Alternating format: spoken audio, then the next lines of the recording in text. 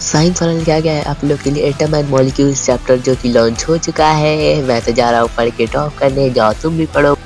Is this thing on? I can't tell, 'cause you never reply. They home gone, am I late? Did I miss the invite? Maybe it's me, I can't tell, 'cause I ran out of time. Is this thing on? I can't tell, 'cause you hi students and welcome back to the my channel that is the science वाला। आज हम पढ़ने वाले हैं chemistry का chapter number third. Sorry बेटा, यहाँ पे गलती से क्या हो गया है, 2 हो गया है। यहाँ पे चैप्टर नंबर थर्ड कौन सा है बेटा? आपका चैप्टर नंबर थर्ड हम आज केमिस्ट्री का कंप्लीट करने वाले हैं, जो कि हमारा क्या है बेटा, जो कि हमारा एटम एंड मॉलिक्यूल्स। क्या है बेटा? Atom and molecules. इस चैप्टर को हम बहुत जल्दी और बहुत ही सिंपल वे में फटाक से कंप्लीट करेंगे, क्योंकि ये चैप्टर है ही जो इतना आसान। चलिए तो शुरू करते हैं। देखिए, सबसे पहले हम इस चैप्टर का थोड़ा सा इंट्रोडक्शन जान लेते हैं। जो आपके जो एनसीईआरटी ना, उसमें कुछ ये दिया हुआ है, थोड़ा सा हिस्ट्री दी हुई है इस चैप्टर की, ठीक है।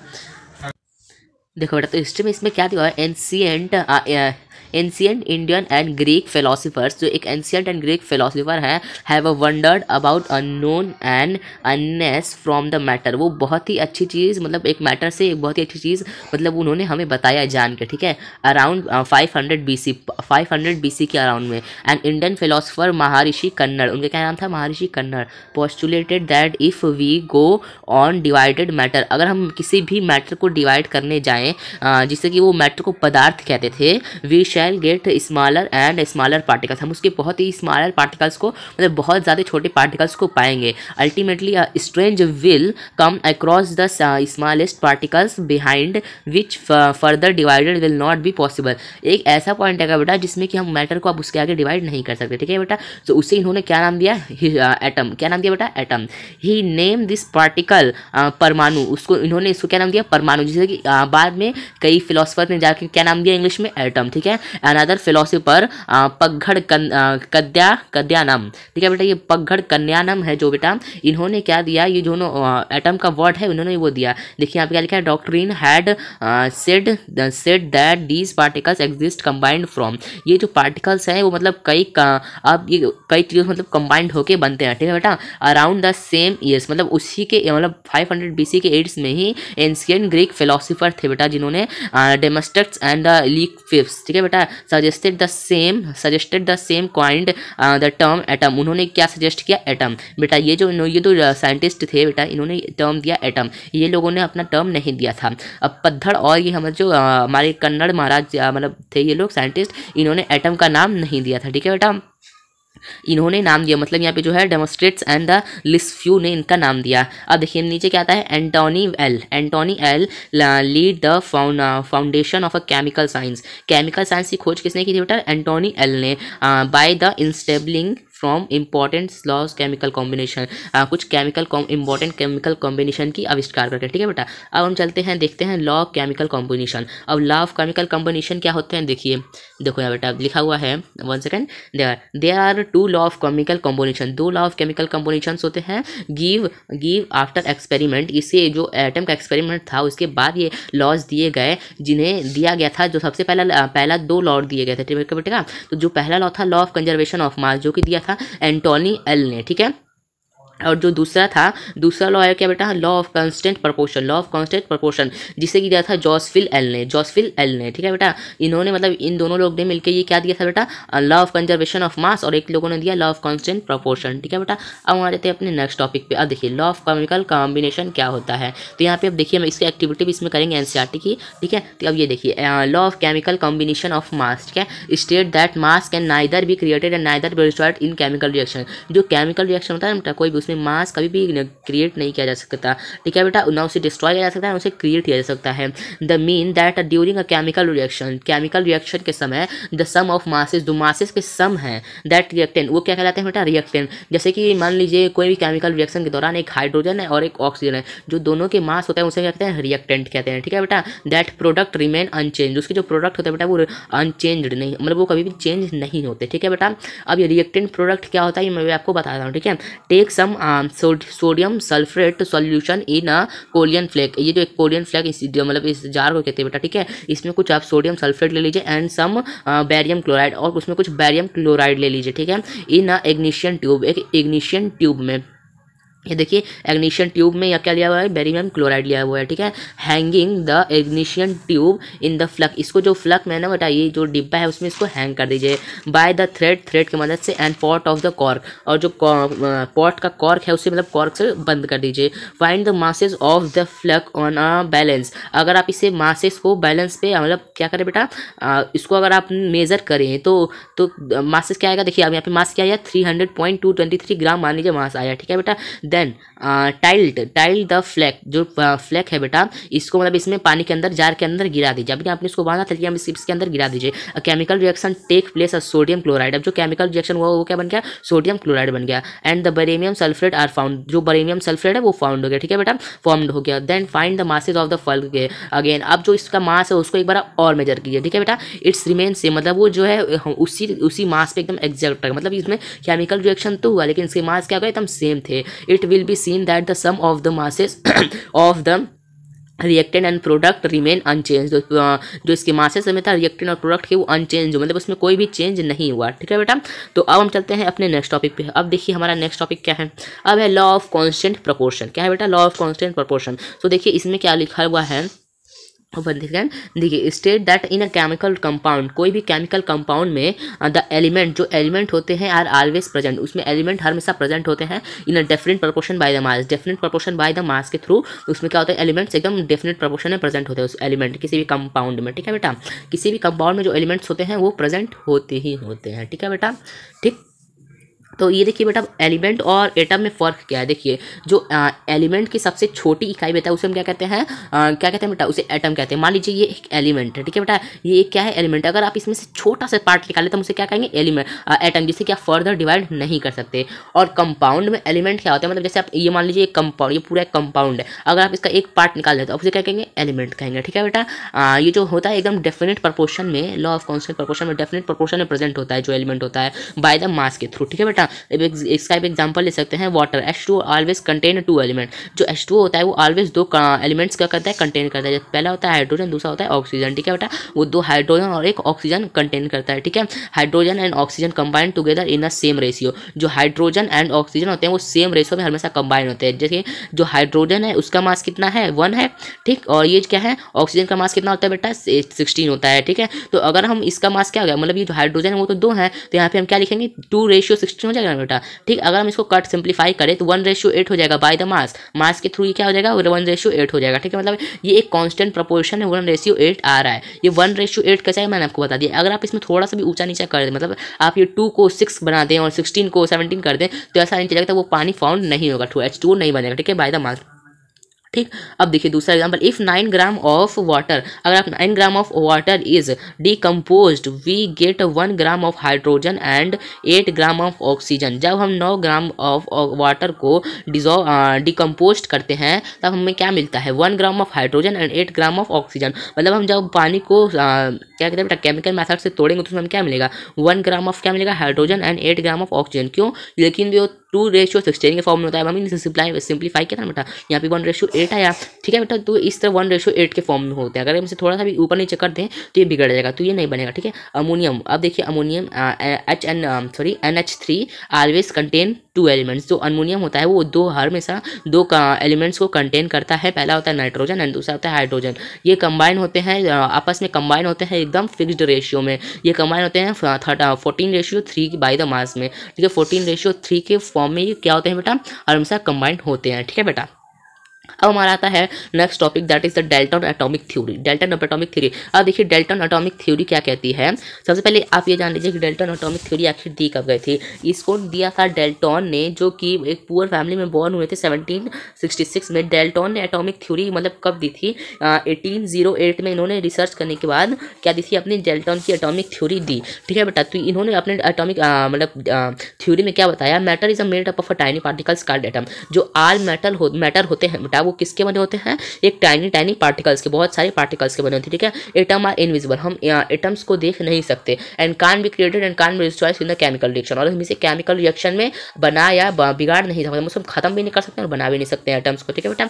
Atom of a given element are similar in mass, जो एटम के जो एलिमेंट में एटम होते हैं बेटा वो एकदम सिमिलर मास में होते हैं, ठीक है बेटा। वो एकदम किसी भी ना ऊंच नीच नहीं होता, एकदम सिमिलर मास में, वो सेम प्रोपोर्शन में होते हैं, ठीक है बेटा। अब देखिए एटम ऑफ डिफरेंट एलिमेंट, जो डिफरेंट एलिमेंट्स के एटम होते हैं हैव अ डिफरेंट मास, वो उसमें डिफरेंट मास हो सकते हैं और वो डिफरेंट प्रोपोर्शन में भी हो सकते हैं, ठीक है बेटा। Atom combine in a whole number small one second, देखो बेटा मैं तुम्हें बता रहा था एटम कंबाइन है स्मॉल होल नंबर, जो एटम होते हैं वो एक स्मॉल होल नंबर में कंबाइन होते हैं और ये एक number ratio to form compound, ये एक रेशियो में कंबाइंड होते हैं बेटा टू फॉर्म अ कंपाउंड, एक कंपाउंड को फॉर्म करने के लिए। कैसे, जैसे मैंने आपको ऑक्सीजन का भी एग्जाम्पल दिया था ना बेटा, जैसे वाटर का H2O, जैसे हाइड्रोजन कितने अमाउंट में था बेटा हमारा, वहाँ पे हाइड्रोजन की रेशियो क्या थी 2 थी और ऑक्सीजन क्या थी 60, अगर हम उसे सिंप्लीफाई किया तो हमारा क्या आ गया था 1:18। तो वही ये डाल्टन एटॉमिक थ्योरी में कह रहा है कि atoms combine in small whole number, जो एटम्स होते हैं वो स्मॉल होल नंबर में कंबाइन होते हैं जो कि रेशियो टू फॉर्म कंपाउंड, जो कि कंपाउंड फॉर्म करते हैं स्मॉल होल नंबर रेशियो में क्या होते हैं बेटा, वो होते हैं, ठीक है। In a given compound the relative number and kind of a atom are constant, ये in a given compound, कोई भी given compound में जो relative number होते हैं एटम्स के, ठीक है बेटा, and the kind of a atom, जो kind of atom होते हैं वो हर में से क्या होता है बेटा constant होते हैं, क्या होते हैं बेटा constant होते हैं, ठीक है। ये डाल्टन एटॉमिक की थ्योरी में फिफ्थ एटॉमिक थ्योरी में कहा गया है। अब हम इसके डाल्टन एटॉमिक थ्योरी कुछ ड्रॉबैक्स देख लेते हैं। ड्रॉबैक्स मतलब इसके इनके थ्योरी में कुछ गलती क्या थी, अब वो हम थोड़ा बहुत देख लेते हैं। देखिए इन्होंने क्या कहा, एटम जो हमारे एटम है फर्दर डिवाइड नहीं किया जा सकते, ठीक है बेटा, लेकिन एटम को हम फर्दर डिवाइड करते हैं किस में, प्रोटॉन इलेक्ट्रॉन एंड न्यूट्रॉन में, ठीक है। Electron of a same element are not similar, जो आपने इसमें देखा था ना डाल्टन एटॉमिक थ्योरी में क्या कहा गया था, जो कंपाउंड एलिमेंट्स होते हैं वो मतलब सेम होते हैं हर कंपाउंड में, ठीक है, लेकिन वो सेम नहीं होते हर जगह, मतलब देखिए यहाँ पे क्या लिखा है, atom of a same element, same element के जो एटम्स होते हैं आर नॉट सिमिलर, वो सिमिलर नहीं होते इन ऑल रिस्पेक्ट, किसी भी टाइप में वो सिमिलर नहीं हो सकते। They may be very they may very in a mass and density, उसमें किसी भी प्रकार का अंतर हो सकता है, या तो उसमें मास में या तो उनकी डेंसिटी में। These are known as the isotope, जिन्हें क्या कहते हैं आइसोटोप कहते हैं, ठीक है बेटा। ये हम अगले चैप्टर में पढ़ेंगे आइसोटोप क्या होते हैं। Atom of a different element, different element के जो एटम होते हैं are not different in all respect, के जो ऑल एलिमेंट के जो एटम्स होते हैं वो किसी प्रकार से डिफरेंट नहीं होते, वो सब क्या होता है बेटा सेम होते हैं। ये डेल्टन जी ने क्या कहा था कि नहीं जो एलिमेंट्स में एटम होते हैं वो सेम होते हैं लेकिन सेम नहीं होते, ठीक है बेटा। Atom of a different element, जो डिफरेंट एलिमेंट के डिफरेंस एटम, मतलब डिफरेंस एलिमेंट के जो डिफरेंस एटम होते हैं दैट आर सेम, वो सेम होते हैं एटॉमिक मास में, ठीक है। तो उससे हम क्या कहते हैं आइसोबार। जो सॉरी मैं आपको थोड़ा गलत हो गया, जो डेल्टन थे वो क्या कहा था हमसे, जो एटम्स होते हैं वो आर एलिमेंट में डिफरेंट होते हैं इन ऑल रिस्पेक्ट, सब रिस्पेक्ट में क्या होता है डिफरेंट होते हैं, लेकिन atom of a different element, जो atom of a different element होते हैं they have a same atom, उसमें क्या होता है बेटा सेम एटम्स होते हैं ऑफ द मास, ठीक है, मास में, ठीक है, उसे क्या कहते हैं आइसोबार। अब ये आइसोबार आइसोटोप क्या होते हैं इसे डिटेल्स में नेक्स्ट टॉपिक मतलब नेक्स्ट लेक्चर में जानेंगे, ठीक है बेटा। अब हमारा था, मैं आपको बताया था, बोला था कि मैं इसमें आपको एक बताऊंगा कि रिएक्टेंट और प्रोडक्ट क्या होता है, ठीक है बेटा। तो जैसे हमको बनाना है NaCl, तो NaCl हमारे बनाने के लिए क्या लेंगे, सबसे पहले हम लेंगे सोडियम Na और दूसरा लेंगे क्लोराइड Cl, ठीक है। तो ये जो हम ले रहे हैं ना बेटा Na और Cl, इसको क्या कहेंगे रिएक्टेंट कहेंगे, और ये जो हमारा प्रोडक्ट फाइंड हो रहा है उसे क्या कहेंगे प्रोडक्ट कहेंगे, ठीक है। जैसे कि बन गया NaCl, क्या बन गया NaCl, Na प्लस Cl हमने प्लस किया, बन गया क्या बन गया NaCl। अब देखिए जैसे हमने 2HO2 को प्लस किया और O को प्लस किया, ठीक, तो हमारा क्या बन गया H, मतलब H2O बन गया। तो ये भी जैसे अगर आपको ऐसे दे 2H2O, मान लीजिए आपको ऐसे दे दिया कि ये बताओ ये कहता है ये आप जो इस साइड होता है बेटा आपके लेफ्ट हैंड साइड में उसे हर हमेशा रिएक्टेंट कहेंगे, क्या कहेंगे रिएक्टेंट कहेंगे, और जो राइट हैंड साइड होता है उसे क्या कहेंगे प्रोडक्ट कहेंगे, ठीक है बेटा। अब देखिए इसका प्रोडक्ट ये है O2 प्लस 2H2, ठीक है बेटा। कई के बच्चे बार क्या करते हैं ये जो इस साइड का ना इसे रिएक्टेंट कह देते हैं, अगर ऐसा देखेंगे तो इधर प्लस का साइन तो इसे रिएक्टेंट कह देंगे और इसे प्रोडक्ट कह देंगे, लेकिन ये गलत है। मतलब जो आपके लेफ्ट हैंड साइड होता है वो रिएक्टेंट होता है, राइट हैंड साइड क्या होता है बेटा प्रोडक्ट होता है, ठीक है। अब हमारे NCERT में इसी के बेस पे एक क्वेश्चन दिया हुआ है बेटा। अब देखते हैं इसमें क्वेश्चन क्या है, मैं आपको यहीं पे लिख के बता देता हूँ, आपको उसमें दिया हुआ है 1 सेकंड। देखो बेटा, उसमें आपके क्वेश्चन में क्या दिया हुआ है, इन रिएक्शन, एक रिएक्शन है जिसमें कि 5.3 क्या है बेटा, 5.3 ग्राम ऑफ हमारा क्या है बेटा, सोडियम है, ठीक है, सोडियम कार्बोनेट है, जो कि रिएक्ट कर रहा है 6 ग्राम ऑफ एटिक एसिड, जो कि रिएक्ट कर रहा है 6 ग्राम ऑफ एटिक एसिड से, ठीक है बेटा, जिससे कि क्या हो रहा है, द प्रोडक्ट वर्ल्ड, जो प्रोडक्ट है वो क्या हो रहा है 2.2 ग्राम ऑफ कार्बन डाइऑक्साइड, 2.2 क्या हो रहा है, कार्बन डाइऑक्साइड हो रहा है, ठीक है, एंड देन 0.9 ग्राम आपका क्या हो रहा है बेटा, इसमें वाटर है, एंड देन क्या हो रहा है आपका 8.2 ग्राम, क्या बेटा 8.2 ग्राम आपका क्या हो रहा है, यहाँ पे हमारा 8.2 ग्राम क्या घुलता है, सोडियम एट्रिक घुल रहा है, ठीक है बेटा। सो हमारा देखिए, अब हम इसको प्लस करें तो ये क्या हो गया बेटा 11.3 हो गया, ठीक है। अभी क्या हो गया हमारा 11 पॉइंट, इधर भी क्या होगा, आप प्लस करोगे तो 3 हो गया, मतलब ये जो है ये आपका रिएक्टेंट है, देखिए ये क्या हो गया आपका रिएक्टेंट हो गया, ये क्या हो गया आपका प्रोडक्ट हो गया, ठीक है बेटा। तो ये आपके एनसीईआरटी में एक एग्जांपल दिया था, आप इसको ऐसे सॉल्व कर सकते हो, ठीक है बेटा। अब हम चलते हैं अपने नेक्स्ट टॉपिक। अब जब भी आपसे ऐसा क्वेश्चन पूछे, आपको एकदम सेम इसी मेथड पे क्या करना है बेटा, सॉल्व कर देना है। आप देखोगे कि ये जो दोनों है ना बेटा, देखो इन दोनों के मासेस में डिफरेंट तो आया नहीं, हमने पढ़ा था ना, हमने पढ़ा था आपको बेटा, अगर मैंने आपको थोड़ा ही पहले ही बताया आपको लॉ ऑफ कांस्टेंट मास। देखिए अगर हम इसको किसी भी तरह कर ले, केमिकल रिएक्शन के बाद या केमिकल रिएक्शन के पहले, जो दोनों के मासेस हो क्या है बेटा, सेम है, ठीक है। और इस साइड को हम क्या कहते हैं, रिएक्टेंट, और इस साइड को क्या कहते हैं, प्रोडक्ट क्या देते हैं। अब हम चलते हैं अपने नेक्स्ट टॉपिक पे। देखो बेटा, अब हमारा आता है एटम्स। आखिर एटम्स क्या होते हैं, and atom is a smallest particle. जो एटम होता है बेटा वो एक स्मॉलेस्ट पार्टिकल्स होता है एक एलिमेंट का, दैट मे और may not be exist independently, जो कि अपने ऊपर डिपेंड करता है, कर भी सकता है और नहीं भी कर सकता है, and return all it's chemical proportion, ठीक है बेटा। और इसके जो केमिकल प्रोपोर्शन होते हैं वो क्या, रिटर्न्स होते हैं, ठीक है बेटा। जो क्यों मैं आपको ये बताना चाह रहा हूँ इसमें कि ये एटम में क्या कह रहा है, जो एलिमेंट्स में जो एटम होते हैं वो अगर आप उसको तोड़ दो तो वो मे भी एग्जिस्ट करें और मे नहीं भी एग्जिस्ट कर सकते हैं अपने खुद के ऊपर, ठीक है बेटा। एंड ये जो रिटेंस होते हैं ऑल इट्स केमिकल प्रोपोर्शन, इसके जो ऑल केमिकल प्रोपोर्शन होते हैं वो बेटा क्या होते हैं, रिटेंस होते हैं, ठीक है। एटम आर वेरी स्मॉल, जो एटम होते हैं वो बहुत ही स्मॉल पार्टिकल्स के होते हैं in size, and smaller than the anything, इसमें कोई मतलब एटम जो है वो हर एक चीज़ से एक बहुत ही छोटा चीज़ है। वी कैन सी इमेजिन और कंपेयर विद, आप इसको किस चीज़ से कंपेयर कर सकते हो बेटा, जो एटम है आप उसको इमेजिन करो, एटम बहुत छोटी चीज़ होती है, ठीक है बेटा।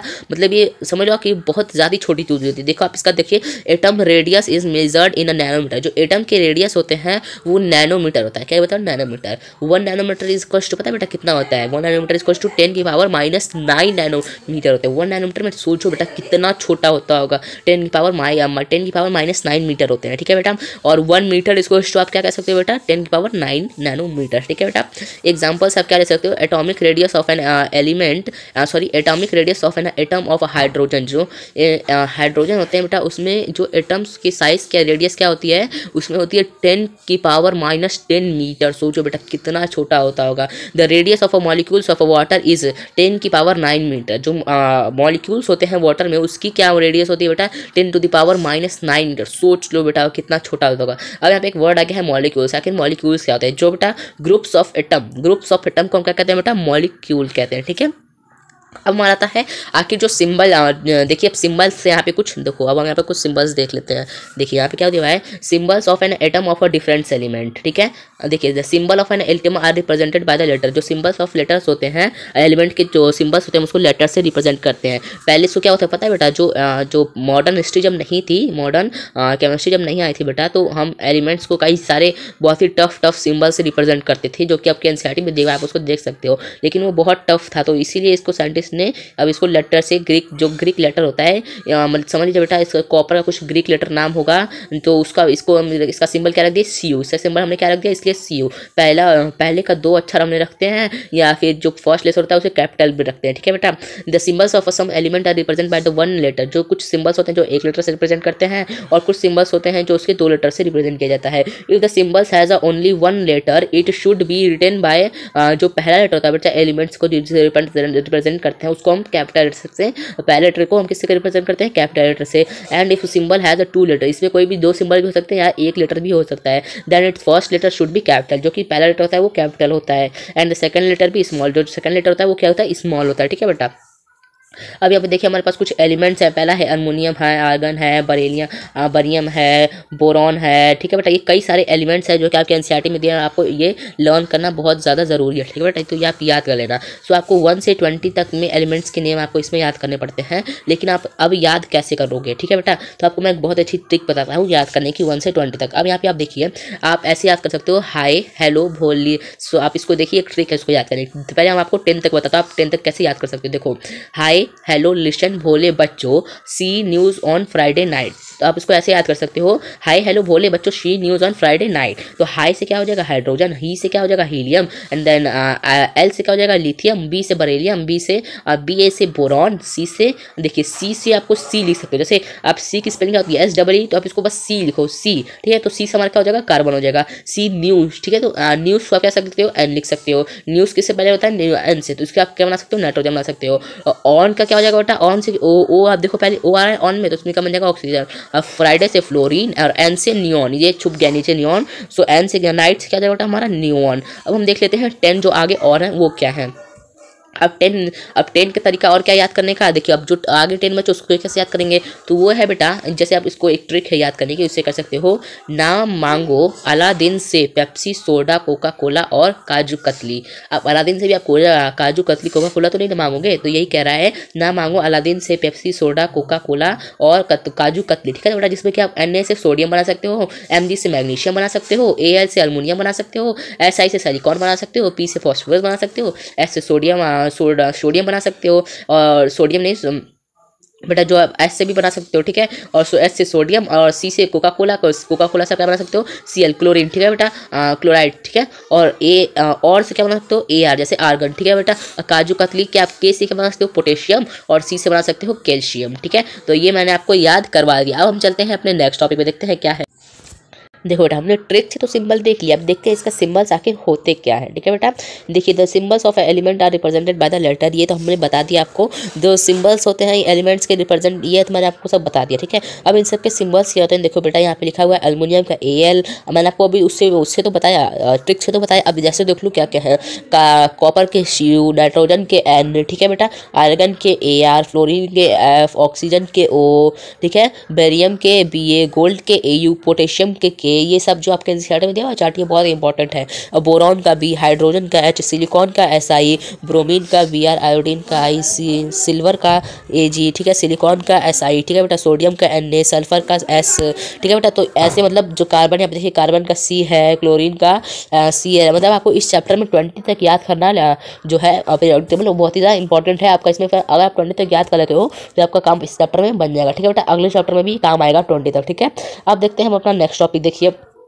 हमारा नेक्स्ट टॉपिक क्या है? एटम्स। ठीक है बेटा, एटम्स तो हमने देखिए। अब हमारा नेक्स्ट टॉपिक क्या है? Atomic mass. अब देखिए एटॉमिक मास क्या होता है, देखिए 1 सेकंड देखिएगा। Atomic mass, since atom are very small, जो एटम्स होते हैं वो वेरी स्मॉल्स होते हैं इन साइज, वो साइज में बहुत ही स्मॉल होते हैं। इट मीन आर वेरी, जो कि इसका मतलब था कि वो बहुत ही छोटे होते हैं। And determining its mass in is very difficult, इसके मास को पता करना बहुत ही टफ होता है। ठीक है, बहुत ही डिफिकल्ट होता है।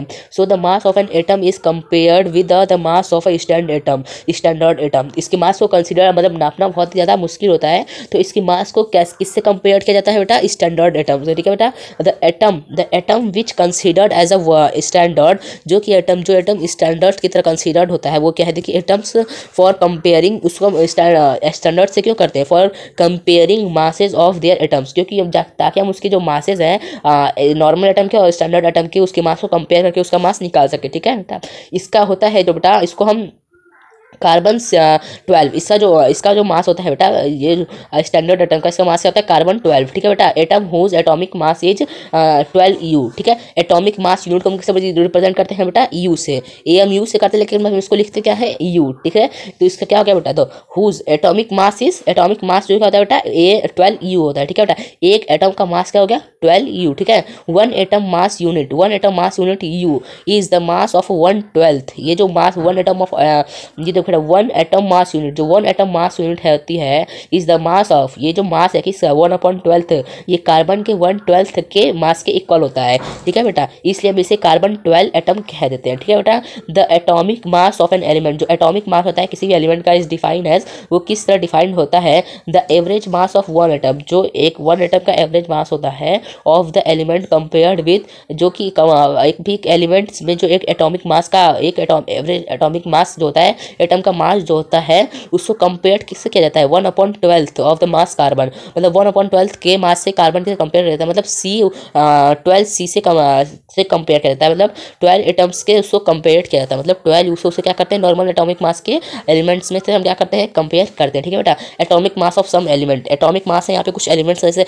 हाइड्रोजन का होता है 1, कार्बन का होता है 12, नाइट्रोजन का होता है 14, ऑक्सीजन का होता है 16, सोडियम का होता है 23, मैग्नीशियम का 24, एल्युमिनियम का 27, सल्फर का 32, क्लोरीन का 35.5 होता है, कैल्शियम का 40 होता है। ठीक है बेटा, तो ये निकालना जैसे आपका एटॉमिक मास आता कैसे है, मतलब एटॉमिक मास तो फिक्स होता है, लेकिन 1 से 20 तक में बेटा आप इसको ऐसे निकाल सकते हो, जैसे हाइड्रोजन का, जैसे आप देख लो, मान लो कि आप ले लिया ऑक्सीजन, अब ऑक्सीजन का मास क्या होता है बेटा, अब सबसे पहले आप ये जानो कि ऑक्सीजन का मास क्या होता है बेटा 8, तो अगर आप 8 का दोगुना कर दो क्या हो जाएगा 16, तो क्या हो गया बेटा 16 हो गया। ठीक बेटा, अगर आप उसको दोगुना कर दो उसका एटॉमिक मास आ जाएगा। ठीक है, इसमें लेकिन कुछ एक दो क्या होता है बेटा एक्सेप्शन भी होता है, जैसे इसमें जो सोडियम है वो एक एक्सेप्शन है, क्योंकि जो सोडियम का मास होता है ना बेटा, मैं आपको बता दूं जो सोडियम का मास होता है 1 सेकेंड 1 सेकेंड रुकिएगा बेटा आप, सोडियम देखो बेटा, जो सोडियम का मास होता है वो क्या होता है बेटा, आपका सोडियम का मास क्या होता है 11, लेकिन 11 को अगर आप प्लस करो उसका दोगुना करो तो 22 आएगा, लेकिन इसमें एक सोडियम एक्सेप्शन होगा 23 होता है बेटा इसका। ठीक है, तो इसमें एक दो एक्सेप्शन सी होते हैं जिसको आप देखेंगे। ठीक है बेटा, अब देखिए अब हमारा नेक्स्ट टॉपिक क्या आता है मॉलिक्यूल्स। अब देखिए आखिर मॉलिक्यूल्स क्या होते हैं, अब मैंने जैसे आपको पहले थोड़ी देर पहले बताया था कि molecules a group of atom are called the molecules. अब हम इसमें मतलब डिटेल्स में देखते हैं कि आखिर मॉलिक्यूल्स एक्चुअली में है क्या। ठीक है बेटा, चलिए the molecules, a molecules is a smallest particle, एक मॉलिक्यूल जो स्मॉलेस्ट पार्टिकल है ऑफ एन एलिमेंट, एलिमेंट का स्मॉलेस्ट पार्टिकल है, और एक कंपाउंड का भी क्या है स्मॉलेस्ट पार्टिकल है, विच एक्सिस्ट इंडिपेंडेंटली, जो कि इंडिपेंडेंटली एक्सिस्ट करता है, जैसे कि H2 क्या बेटा हमारा एक मॉलिक्यूल्स है जो कि इंडिपेंडेंटली एक्सिस्ट करता है ना बेटा। ठीक है, तो वो भी मतलब इंडिपेंडेंटली एग्जिस्ट करता है, and so are properties of substance, मतलब सब्सटेंस अपने सब्सटेंस की ऑल प्रॉपर्टीज को क्या करता है शो करता है। मॉलिक्यूल्स इज अ ग्रुप, ये जो मॉलिक्यूल्स है ये दो या दो से अधिक एलिमेंट का ग्रुप होता है। ठीक है बेटा, या दो से अधिक एलिमेंट्स का ग्रुप होता है। ठीक है बेटा, molecules is a group of 2 और more element that are held together by the attractive force, जो कि हेल्ड के होते हैं बेटा अट्रैक्टिव फोर्स, मतलब एक दूसरे से कंबाइंड कैसे होते हैं बहुत ही अट्रैक्टिव फोर्स से। अब देखिए अब नेक्स्ट टॉपिक क्या दिया है, atom of all same elements, all same elements के जो एटम होते हैं of a different element, all different elements के जो सेम एटम्स होते हैं can join together to the form molecules, वो एक दूसरे से मिलते हैं मॉलिक्यूल्स बनाने के लिए। जो एलिमेंट्स होते हैं बेटा उसके जो एटम होते हैं वो एक दूसरे से मतलब केमिकली कंबाइंड होते हैं टू फॉर्म एटम। ठीक है बेटा, तो ये हमारा टॉपिक मॉलिक्यूल्स का क्लियर हो गया। अब हम चलते हैं हमारा मॉलिक्यूल्स ऑफ एलिमेंट। आखिर मॉलिक्यूल्स ऑफ एलिमेंट क्या होता है, अब देखिए मॉलिक्यूल्स ऑफ एलिमेंट्स यहाँ पे लिखा हुआ है, ऊपर देखिए क्या लिखा हुआ है, पढ़ते हैं।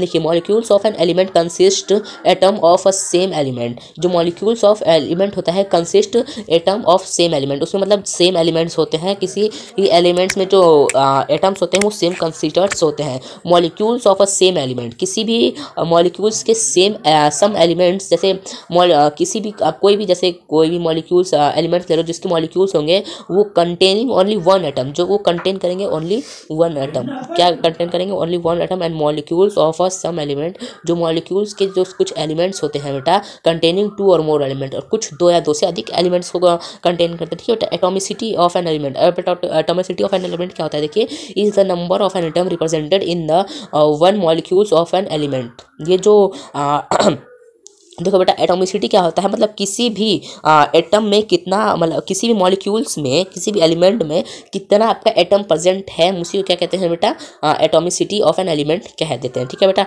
The number of an atom present in the one molecule, किसी भी वन मॉलिक्यूल्स में कितना ऑफ नंबर्स ऑफ क्या बेटा एटम्स प्रेजेंट है, उसे क्या कह देते हैं एटॉमिसिटी ऑफ एन एलिमेंट। देखिए बेटा अब जैसे यहाँ पे एग्जाम्पल्स हैं, यहाँ पे कुछ एलिमेंट्स के एग्जाम्पल्स आप दे सकते हो, जैसे आर्गन का हो गया AR, तो ठीक है इसमें एक है, देखिए बेटा इसमें बस एक ही एटम्स है ना बेटा, तो हम क्या कहेंगे मोनोएटॉमिक, जिसमें एक होता है उसे मोनोएटॉमिक, जिसमें 2 होते हैं उसमें डायटॉमिक, उसे क्या कहते हैं डायटोमिक, ठीक है बेटा। अब जो हम जिसमें हमारा 3 होता है उसे टेट्राटॉमिक क्या कहते हैं, टेट्राटॉमिक कहते हैं। जिसमें 4 होता है उसे पॉलियन एटॉमिक क्या कहते हैं बेटा, पॉलियन एटॉमिक कह देते हैं, ठीक है बेटा। अब हमारा आता है ये टॉपिक आता है मोल्स ऑफ कंपाउंड। अब जो मोल्स ऑफ कंपाउंड क्या होते हैं अब इससे भी देख लेते हैं फटाक से। अब देखिए moles of a compound containing atoms of 2 और more different type of element, ठीक है बेटा। ये जो मोल्स ऑफ कंपाउंड जो कंपाउंड के मॉलिक्यूल्स होते हैं बेटा, कंटेनिंग एलिमेंट जो कि एलिमेंट कंटेन करते हैं 2 या 2 से ज़्यादा डिफरेंट टाइप ऑफ एलिमेंट के, ठीक है बेटा। डिफरेंट टाइप के एलिमेंट के एटम को ये कंटेन करते हैं 2 या 2 से ज़्यादा कंपाउंड जो होते हैं, ठीक है बेटा। मॉलिक्यूल्स ऑफ अ सेम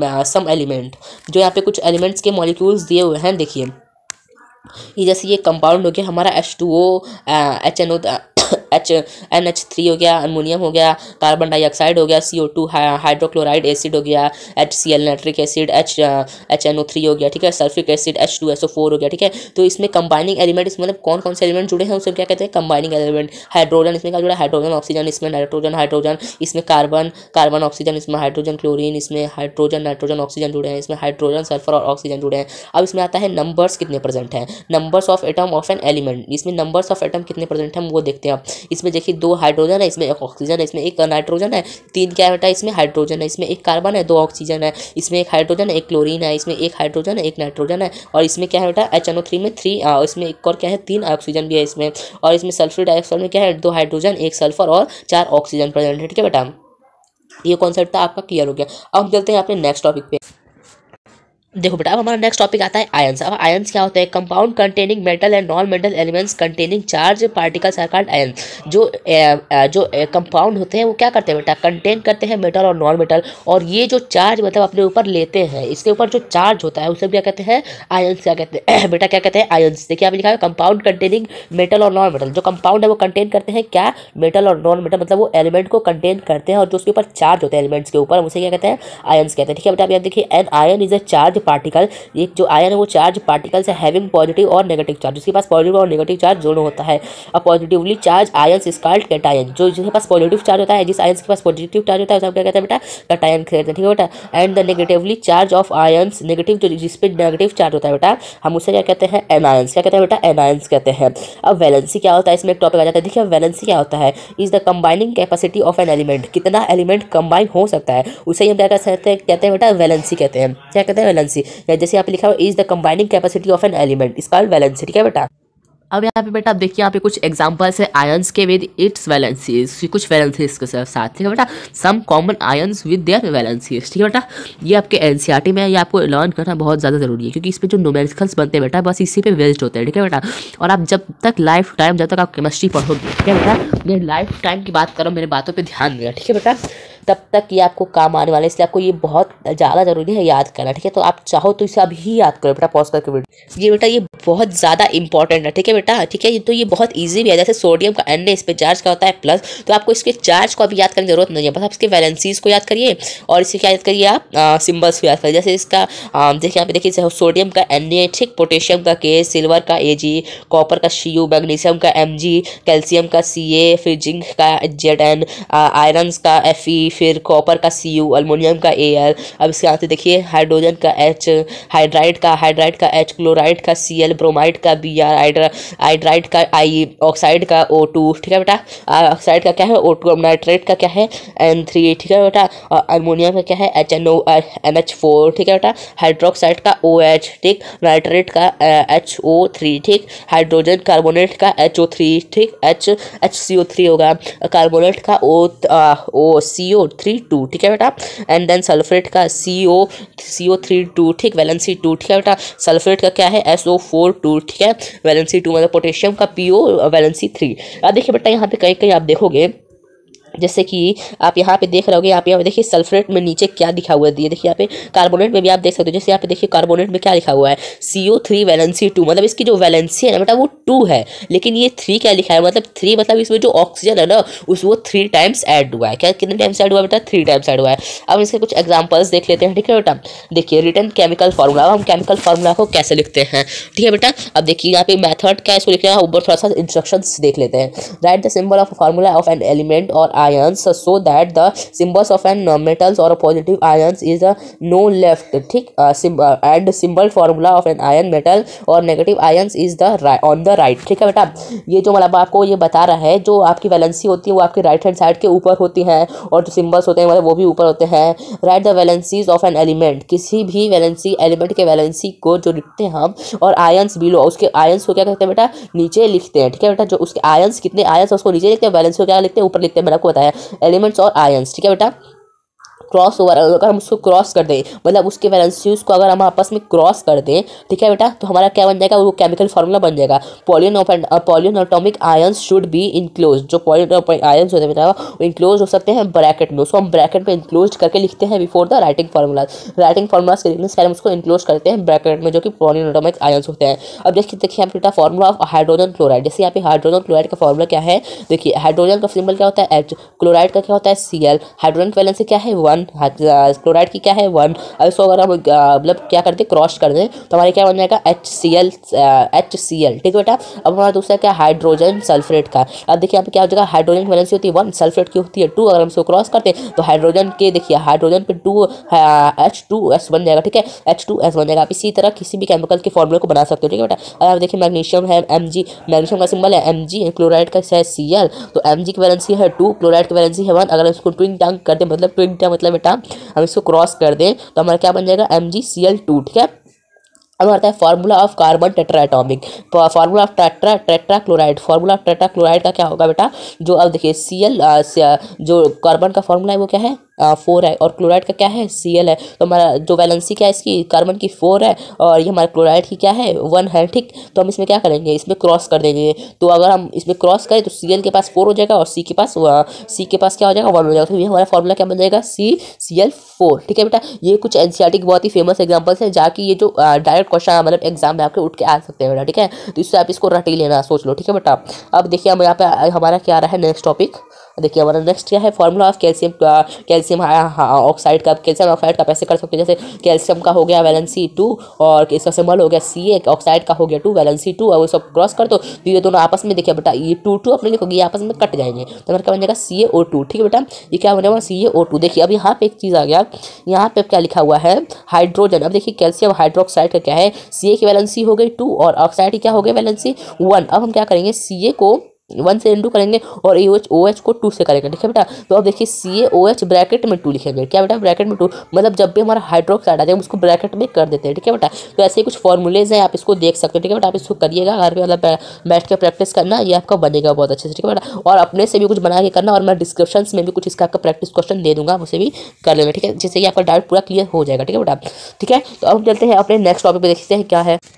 अब देखो बेटा, अब आता है मॉलिक्यूलर मास, फॉर्मूला यूनिट मास। सबकी फॉर्मूला यूनिट मास ये कहते हैं, मॉलिक्यूलर मास भी कहते हैं। देखिए अब क्या होता है, molecular mass of a substance, जो सब्सटेंस की मॉलिक्यूलर मास होते हैं is the sum of a atom, वो जो एटम्स के सम होते हैं, ठीक है बेटा, एटम्स के सम होते हैं। इसमें जो होता है ऑल ऑफ मॉलिक्यूल्स में जितने भी एटम्स है उसका सारा का सम होता है सब्सटेंस को, हम क्या कहते हैं मॉलिक्यूलर मास कहते हैं। अब देखिए molecular mass is expanded in atom mass unit, इसको हम किसमें एक्सपेंड करते हैं बेटा, एटम मास यूनिट में, मतलब किसमें एक्सपेंड करते हैं, एटम मास यूनिट, मतलब यूज में करते हैं बेटा, ठीक है बेटा। मॉलिक्यूलर मास ऑफ वाटर, जो मॉलिक्यूलर मास ऑफ वाटर होता है बेटा वो हमारा क्या होता है H2O, क्या होता है बेटा H2O, जिसमें कि हमारा एटॉमिक मास क्या है H है।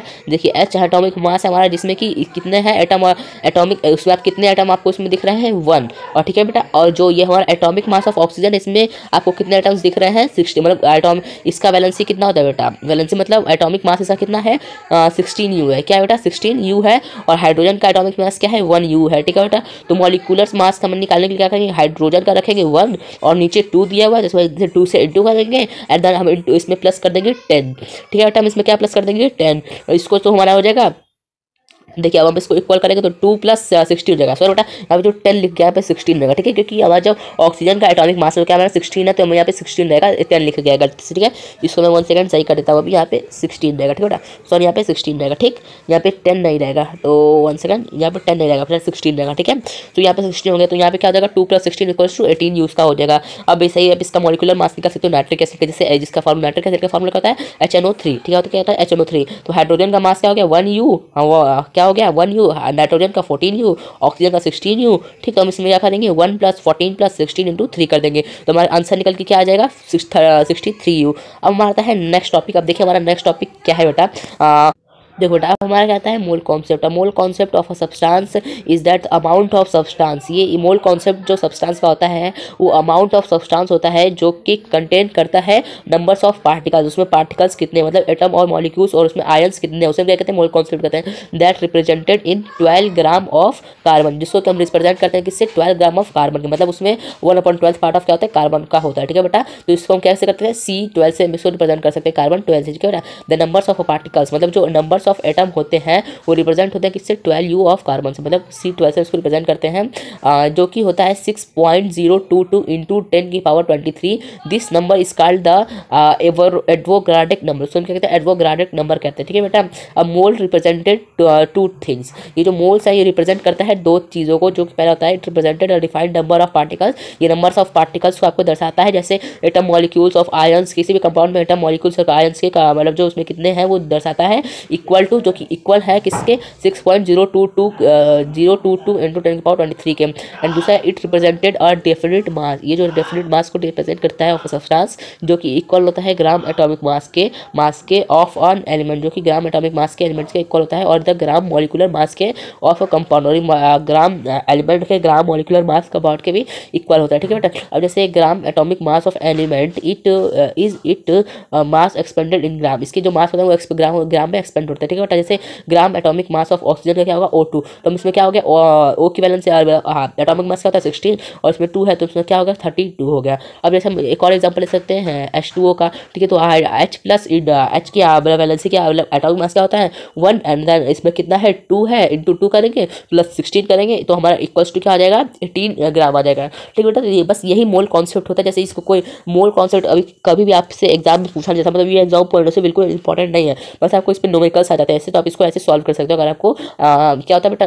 जो मासेस आए नंबर्स की आपको एटॉमिक मास याद रहे तो ये जो नीचे दिया हुआ बेटा ये आपका थोड़ा भी इंपॉर्टेंट नहीं है। ठीक है बेटा, तो आपका चैप्टर यहीं पे एकदम ईजिली खत्म होता है। ठीक है बेटा, तो आपका चैप्टर यहीं पे खत्म होता है। अब मैंने आपको जो डिस्क्रिप्शन में क्वेश्चन दिया वो कर लेना। ठीक है बेटा, देखो बेटा तो आपका चैप्टर यहीं पे क्या होता है खत्म होता है। मैंने आपको डिस्क्रिप्शन में क्वेश्चन दिया उसको कर लेना, उसका आंसर कमेंट में कर देना मुझे। ठीक है, तो आपका क्या होता है यहीं पे खत्म होता है। तो टाटा बाय बाय। आपका चैप्टर यहीं पे क्या होता है चैप्टर से थर्ड केमिस्ट्री खत्म होता है। सैटरडे बच्चों बाय बाय, अपना ध्यान रखना, बाय बाय।